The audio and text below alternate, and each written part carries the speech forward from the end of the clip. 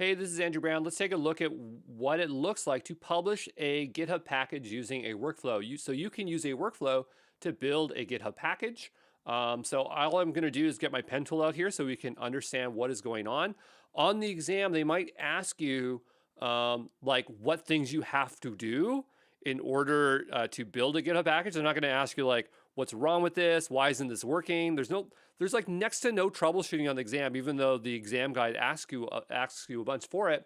But if we look at this here, okay, so notice that we're going to set in our environment a registry, environment variables for the registry and the image name.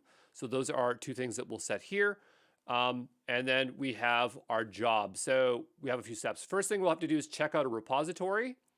Okay, and notice that this one, it is utilizing Docker and it's using the Docker login actions. This is something that absolutely I saw in my exam, which was they're like, which action can you use to check out your repo specifically for GitHub packages? And it was this, which seems like a very random thing to remember, but that's what it wanted. Notice we have the with. Remember, with is a way to input things into an action. So we're providing the registrar, the username, and the password. Then the next step is extracting metadata, tags, and labels. All right. And notice we have the Docker meta actions action there. So make sure you remember that one.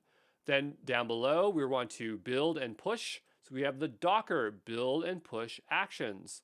All right. So what you want to remember is the order of these things and what the actions are. I don't like that as an exam question, but that is the kind of exam questions they want to test you on. So there you go.